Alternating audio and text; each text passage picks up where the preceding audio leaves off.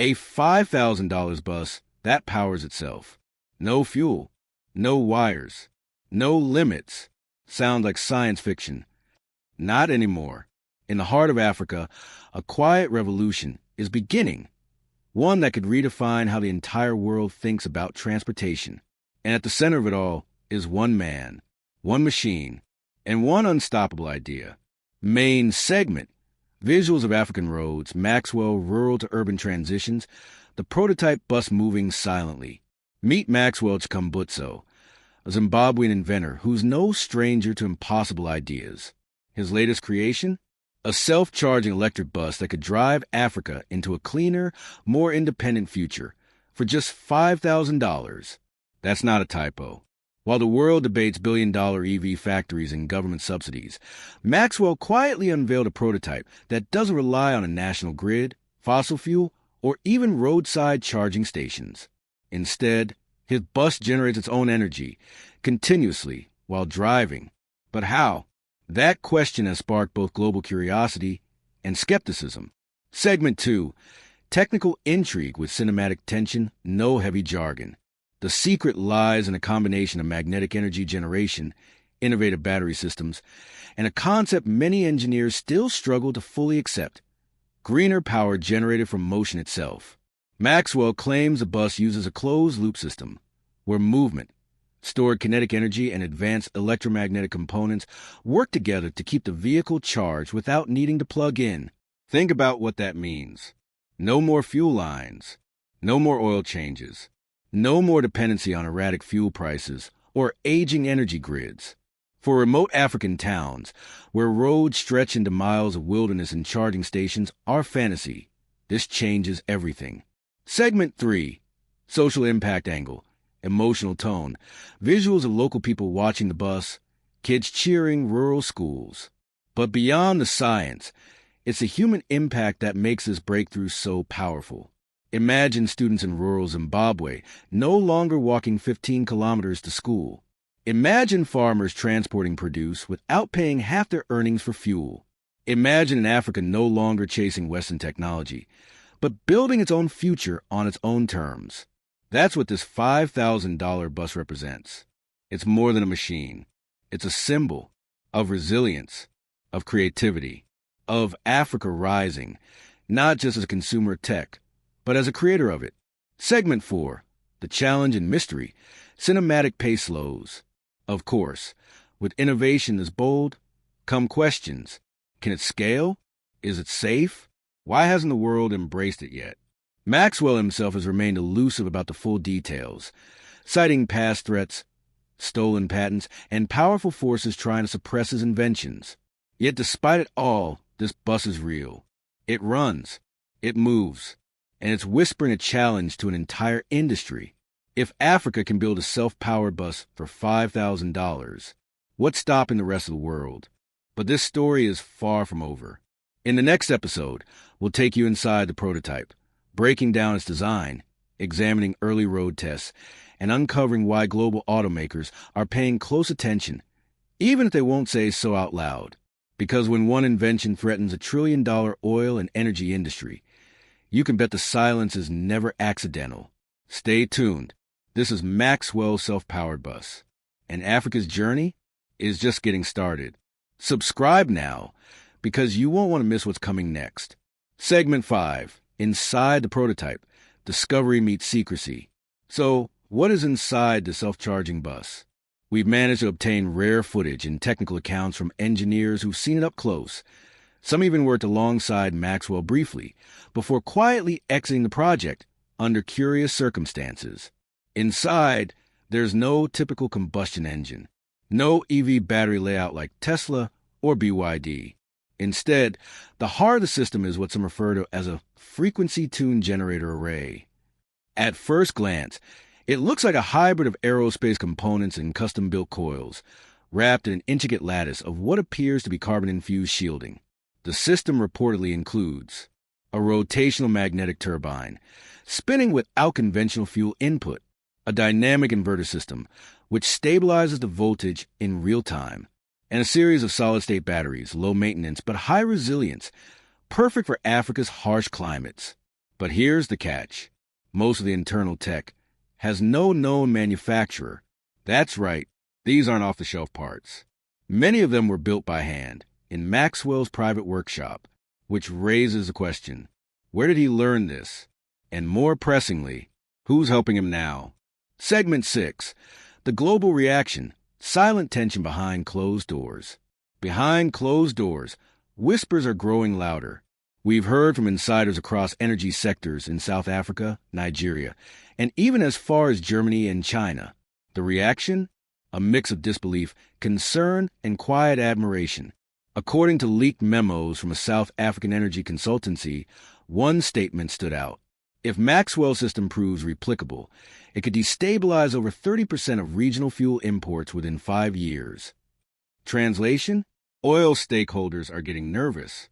Some claim that interest groups have already approached Maxwell with offers to buy the patent, to secure development rights, code for shelving the tech. Others fear something darker, that if left unprotected, this technology could disappear altogether. It wouldn't be the first time. Maxwell has previously stated that 4 of his past prototypes mysteriously vanished after demonstrations, one even during a government-backed event in Harare. No explanation, no accountability. So today, he's playing a different game. Low profile, direct testing, independent funders. And now this bus, a 20-seater prototype, rolling quietly down Zimbabwean roads, while the world pretends not to see. Segment 7. The people's movement. Africa awakens, but the people? Oh, they see it.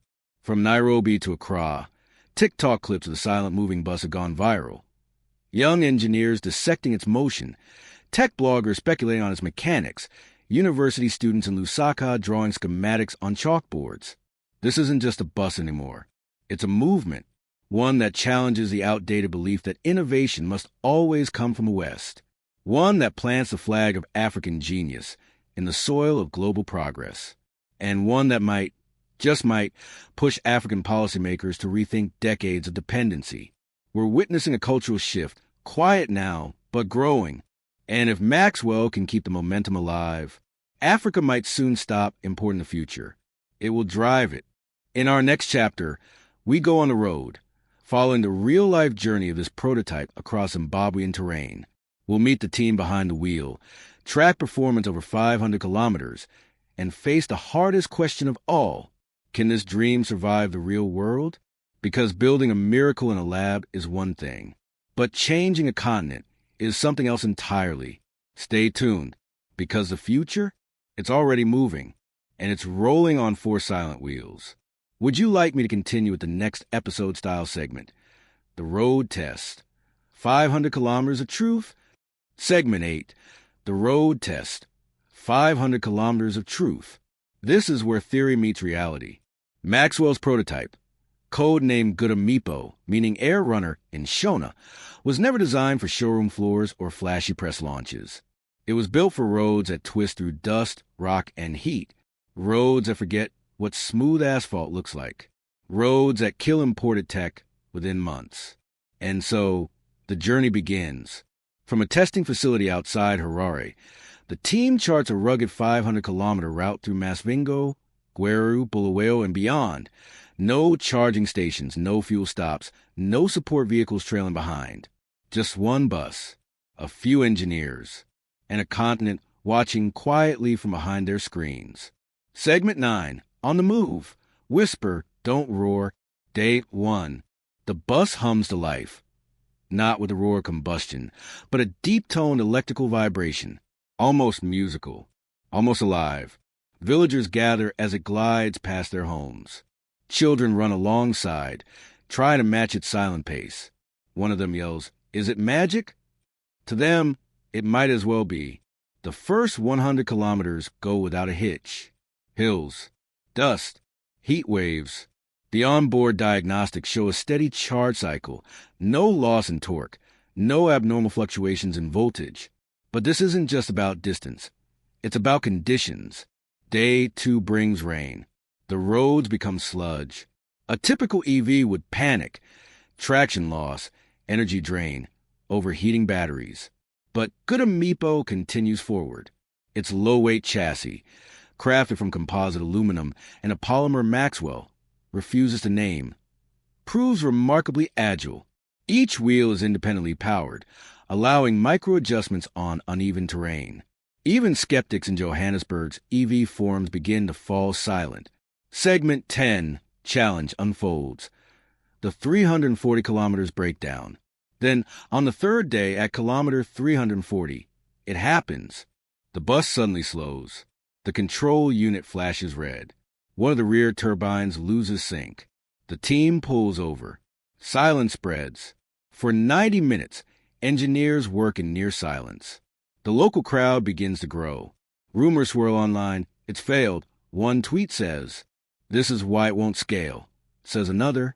But just before dusk, Maxwell appears. He doesn't say much. He opens the turbine housing, adjusts 2 magnetic coils manually, resets the control board, and closes the casing. He nods. The bus restarts, stronger. Somehow, the system has self-corrected. Performance stabilizes. By nightfall, they've crossed 400 kilometers. What caused the glitch? Maxwell won't say. But sources close to the team hint it was an intentional stress test, a forced failure to prove the tech's real-world recoverability. If that's true, it passed. Segment 11, the final stretch, dust, data, and defiance. By day 4, they're approaching the 500 kilometers mark. The terrain flattens. The sky's clear. And Good Amipo rolls forward, not just with electricity, but with purpose. Onboard data logs show something shocking. After 500 kilometers, the energy reserves have increased, not decreased. How? That question echoes from Nairobi labs to Silicon Valley think tanks. But Maxwell remains tight-lipped. "We're not here to impress the West," he says in a rare interview. "We're here to empower the village." The bus completes its run outside Wang National Park, surrounded by acacia trees and quiet disbelief.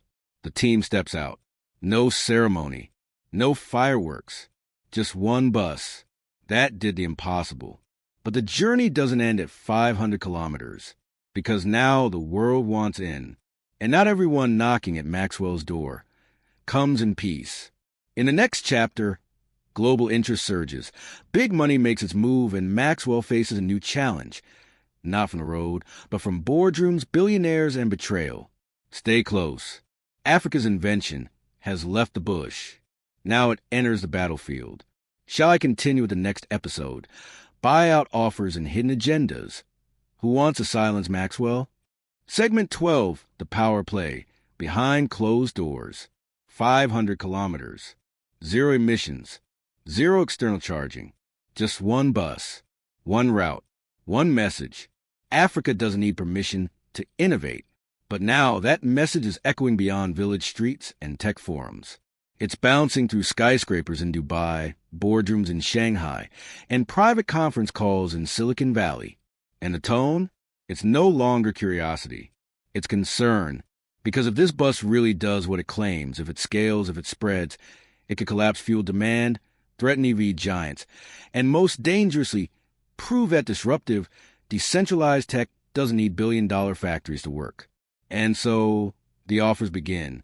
Segment 13, the buyout attempt, numbers with strings attached. According to sources close to the team, Maxwell receives a series of unannounced visits. The first comes from a Dubai-based clean tech venture group. They offer $25 million upfront for exclusive development rights. The second, a European conglomerate posing as an innovation accelerator, suggests a strategic acquisition of the patent. Their plan? License it globally, but manufacture in-house. They claim it's for efficiency. Maxwell refuses both. And then comes the third, an American entity known for early-stage clean tech investments. The conversation is brief, but chilling. They offer $100 million. No negotiations, but with 2 conditions. Immediate global IP transfer. Complete non-disclosure. Forever. Maxwell asks one question. What happens if I say no? There's a long silence. Then the rep smiles. Let's just hope you don't. The meeting ends. No deal. But something has shifted. Maxwell isn't just protecting a prototype anymore. He's guarding a revolution. Segment 14, Digital Battlefield. The smear campaign begins. Weeks after rejecting the buyout, strange things begin happening. Online forums, once flooded with praise, now fill with suspicion. Anonymous accounts post scientific rebuttals, discrediting his work. YouTube tech influencers release sudden videos, calling the invention a hoax. Maxwell's LinkedIn is hacked. His workshop experiences a break-in. But nothing is stolen, only documentation copied and left in disarray. A fake article circulates claiming Maxwell once faked his credentials. It's quickly debunked, but the damage is done. This isn't a business negotiation anymore. It's a targeted information war, and it's only just begun. Segment 15, the strategy shift. Protecting the dream. Faced with rising pressure, Maxwell takes the one step no one saw coming. He goes open source. Not entirely, but just enough to make copying the design inevitable. He releases a partial schematic of the energy conversion module, along with performance benchmarks, road test footage, and an open call to African universities. Reverse engineer it. Build your own. Improve it. The future isn't mine. It's ours. The move electrifies the continent. Suddenly, labs in Ethiopia, Ghana, Kenya, and Senegal begin experiments. Young engineers are live streaming their attempts to recreate parts of the bus's core engine. By sharing just enough, Maxwell makes it clear, if you want to kill the idea, you'll have to silence an entire continent. Segment 16, Global Tensions Rise. The world reacts. The global auto industry responds with silence. No official statements. No press releases. But under the surface, we're seeing the tremors. A Chinese EV startup announces an internal shift toward magnetic propulsion R&D. A leaked memo from a German automaker warns of untracked, disruptive competition from the sub-Saharan sector. And in the U.S., lobbyists begin pushing for tighter patent regulations on non-traditional energy systems. Maxwell, meanwhile, doubles down. He announces the next phase, a fleet of 10 buses, to be deployed in Zimbabwe, Zambia, and South Africa within the next 12 months. Backed not by banks, but by a coalition of local funders, engineers, and communities. His message is clear. We don't need their factories. We are our own industry now. But when an African invention threatens global power structures, how far will those powers go to stop it? In the next chapter, sabotage, a missing engineer, and whispers of surveillance from forces that want the world to stay exactly as it is. Because the bus may be self-powered, but its enemies are very well connected. Stay with us. This story is no longer just about a bus. It's about who gets to shape the future, and who's willing to fight for it. Would you like me to continue into the next segment? Sabotage and surveillance. The silent war against African innovation? Final segment. Sabotage, survival, and a new beginning. It was only a matter of time. Late one night in Lusaka, one of the 10 prototype buses, bus number 7, catches fire while parked at a secure testing facility. The security footage? Wiped clean. The tracking logs? Corrupted. Authorities call it a technical malfunction. Maxwell calls it something else. A message. Within 48 hours, a second blow lands. His lead electrical systems engineer, Tapo Moyo, disappears en route to a conference in Windhoek. Last seen boarding a flight. Never arrives. The airline has no record of him ever being booked. The press barely reports it. But inside the movement, fear brews. The invisible hand was now visible. And it wasn't just reaching, it was grabbing. But instead of retreating, Maxwell accelerates. The rallying point, continental unity. In a bold move, he hosts a live-stream Pan-African Tech Summit titled, Ubuntu, Energy Belongs to Everyone. Engineers from Ghana, students from Kenya, policy advocates from Namibia, all join in, virtually and in person, to declare the obvious. This was no longer about one inventor. This was about an African future that refuses to be bought, buried, or borrowed. On stage, Maxwell speaks with calm defiance. You can burn one bus. You can scare one engineer. But you cannot stop a people who know they can power themselves. His speech is streamed in 19 languages. It gets blocked in 3 countries the next day. But it was too late. The blueprint had already spread. The legacy, the rise of community-powered transit. 1 year later, the 10-bus pilot fleet has become a network of over 60. Community-building cooperatives across Malawi, Tanzania, and Uganda. Fuel stations are being converted to solar service hubs. Local universities offer courses in magnetic propulsion and self-charging dynamics. Entire villages are crowd-funding their own buses, not waiting for government approval. Even global brands quietly begin adapting Maxwell's open-source concepts, though rarely giving credit. But the continent remembers. And so, Maxwell, now a quiet figure in the background, watches as something greater than his invention grows. A movement powered by pride, fueled by freedom, driven by Africans. Epilogue, the final scene. It's sunset. A boy in a dusty village waves the glowing silhouette of a bus moving down the road. No smoke, no sound, just motion and light. He turns to his grandmother and asks, "Grandma, is that magic?" She smiles and replies, "No, child, that's Africa catching up to itself." And maybe that's all this ever was. Not a story about beating the West, but a story about believing the best in ourselves. Maxwell's $5,000 self-charging bus may have started the fire, but Africa made it unstoppable. Subscribe to stay tuned for more powerful stories reshaping our future, from the heart of Africa to the edges of the unknown. This isn't just tech. This is transformation.